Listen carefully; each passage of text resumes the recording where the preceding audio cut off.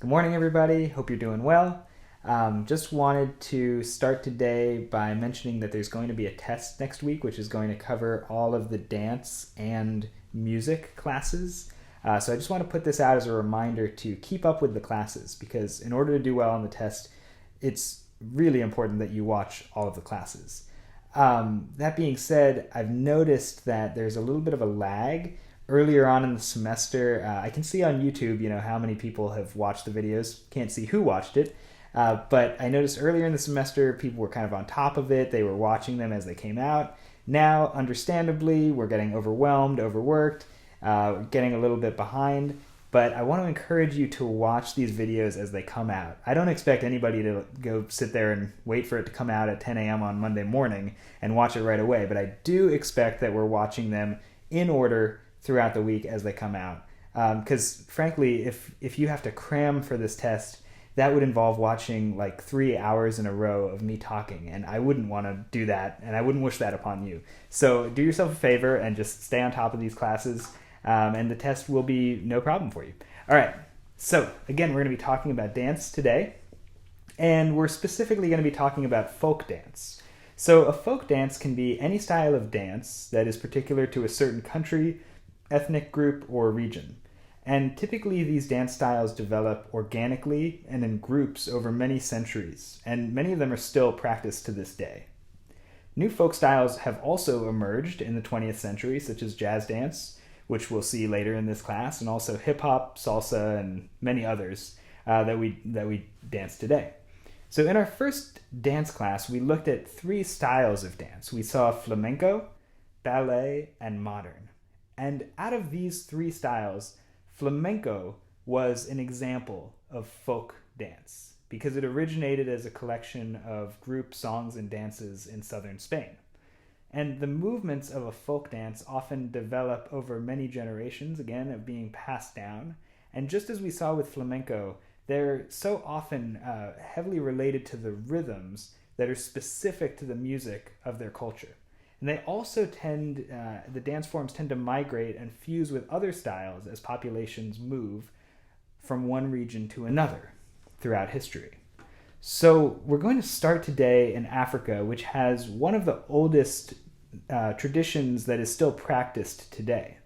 And it was hard for me to pinpoint exactly when this dance may have originated. And like I said, these styles kind of evolved over time, so it can be hard to trace their origins. But this is a tradition of the Yoruba people called the Egungun dance, which is a dance of masked figures to commemorate past ancestors.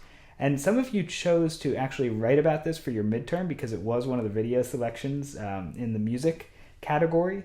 The music is played on these bata drums, which are these incredible drums from Africa. So I enjoyed reading those of you who responded to this. But many of you may have not seen this yet. So let's all just watch this together now. This is, again, the Egungun dance from the Yoruba people from West Africa.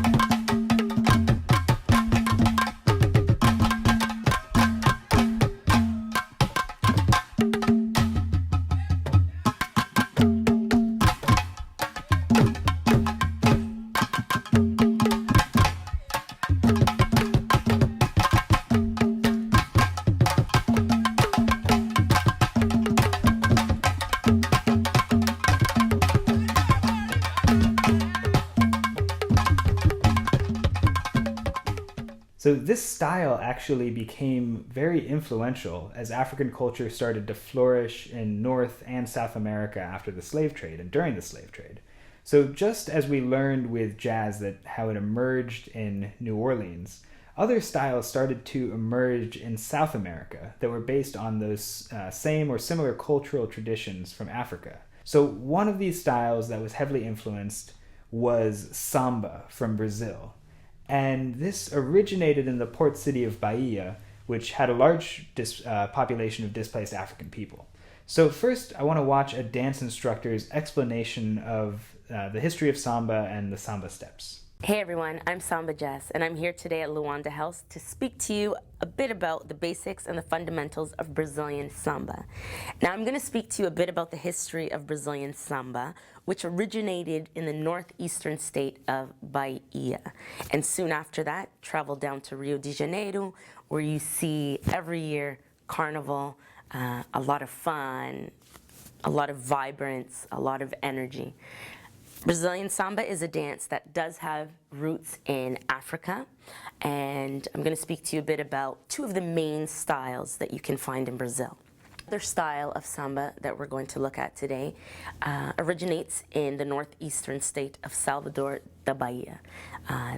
This style of samba is danced usually flat foot, with hips going side to side, is also fast-paced, can be danced to music like samba reggae, or samba de roda, which in English means like a circular samba, and it's the original form of Brazilian samba.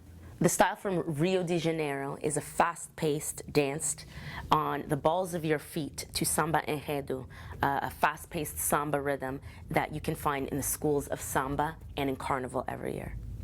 Whichever style of Brazilian samba you choose to learn, remember that it's a vibrant dance, energetic, sensual, it helps with coordination, posture, it's a great aerobic exercise, and in the end of the day, it's not only music or dance, it's a culture. So good luck with your samba, and I'll see you next time.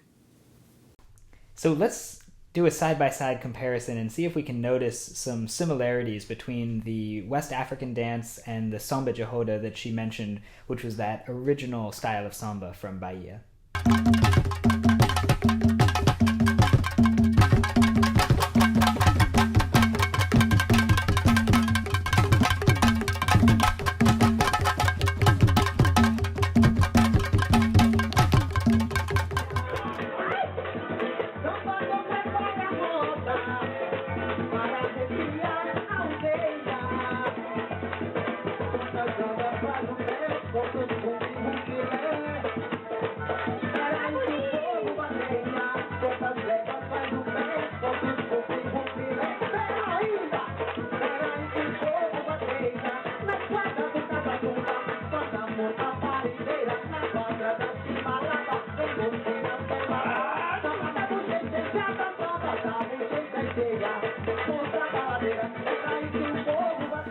So for me, I see and hear a lot of similarities between these two, and we know that they have common roots, right, from Africa. So another sort of melting pot style from South America that resulted from this mix of indigenous South American, European, and African people coming together was the tango, which is from Argentina. And the tango really developed in brothels, cafes, and bars in Buenos Aires around the beginning of the 1900s. And it was at that time considered very risque and inappropriate, but it has evolved to be one of the most loved and influential and popular styles of folk dance in the world. And now it's danced throughout Argentina and the rest of the world. Take a look.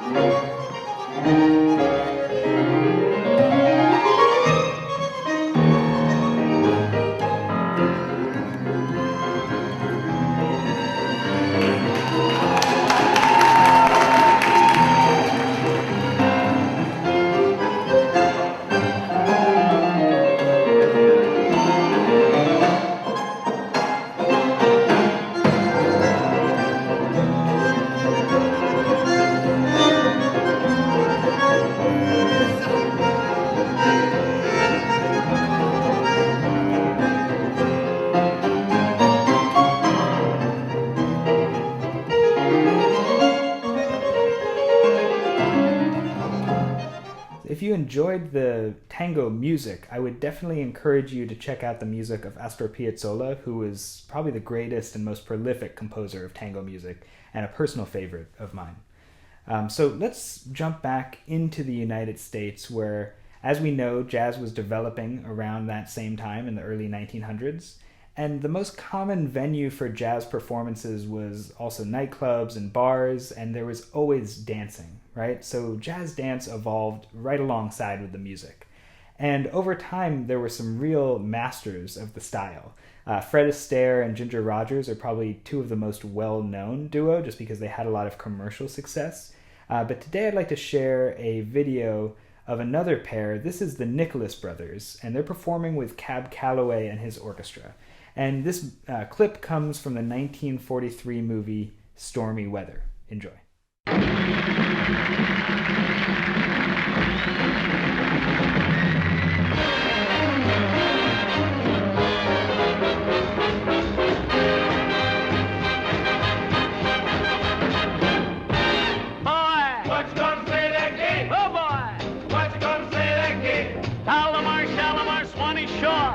Let me dig this jive once more, boy. Right on down to the gate. Oh, boy. Gotta take time to get. Now can't you hear those hep cats call? Come on, boys, let's have a ball. The jim jam jump it, the jumping jive makes you dig your jive on the mellow side. Hep hep. Hip hip. The jim jam jump is a silent jive, makes you 9 foot tall when you're 4'5". Hep hep. Hip hip. That inkaroo, get hip, come on, and then you follow through. You get your study full, you make up the joint and jump the like the gators do. Jim Jam jump is a jumping jive, makes you like your eggs on the Jersey side. Hip hip, hip hip. The Jim Jam jumping jive makes you hep hep on the Mahala side. Boodly boodly boodly biddly bumpity goodly giddly bang bang bang bang da da. Now I've told you about the jumping jive. Jim Jam jump the jumping jive. You got to dig this mellow jive. Yes, yes, you dig it on the mellow side. A boodly boodly boodly boy. Boodly boodly boy. Biddly biddly gay. Boodly giddly bumpity gaga. A boodly jive boy. Going to gaga going to bomb bomb a seedle night boy.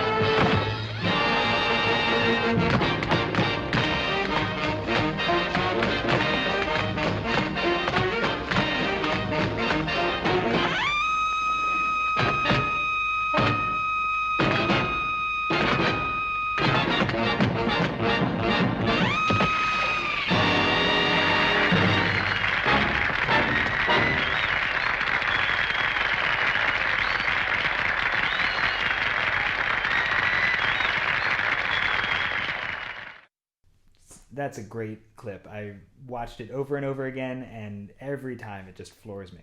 I want to end today by looking at two dance traditions from Asia. So just as you saw with the Egungun dance in Africa, and heard about Carnival, the celebration in Brazil, which samba plays a big part, oftentimes folk dances develop around these cultural celebrations and traditions, right? And in China, the most important holiday is the Chinese New Year's, and the dragon dance and the lion dance are two dances that are seen at that celebration. And actually, just a quick story, the first time I really learned about the dragon dance was totally by accident. I was on Chinese New Year's, but I was here in Houston, and I was eating at this Vietnamese spot in Midtown called Le Jevral. I don't know if you've ever been there. Really good sandwich spot. But I was just sitting there eating with my girlfriend, and this group of Chinese dragon dancers just stormed in to the restaurant and started going through with this dragon and dancing on tables and stuff. It was crazy. So it can get pretty wild. But check out this video, and you'll see that really the purpose of the dragon dance is to make this dragon, I don't know what you call it, like a fabric dragon. That's actually what's dancing, and the people beneath are just sort of supporting it and creating those lines in that dance motion. Take a look.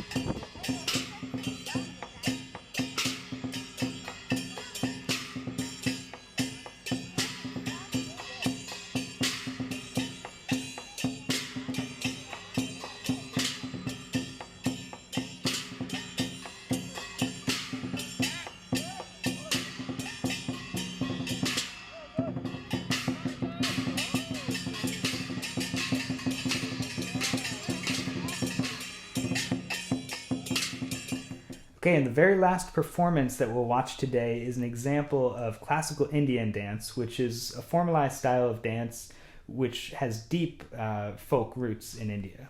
So this particular style is called the Bharatanatyam. I hope I'm saying that correctly. And this is part of the South Indian Hindu traditions.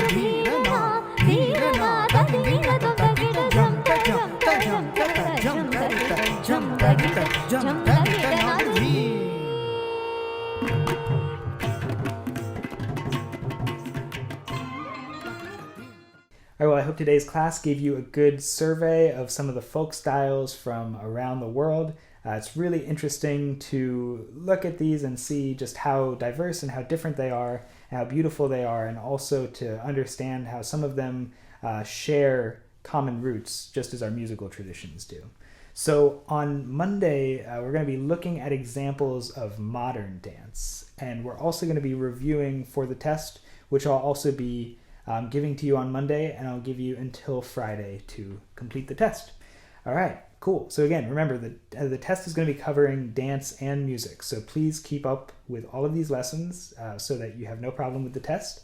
And just also a reminder to keep writing on the discussion board and respond to the prompts about dance.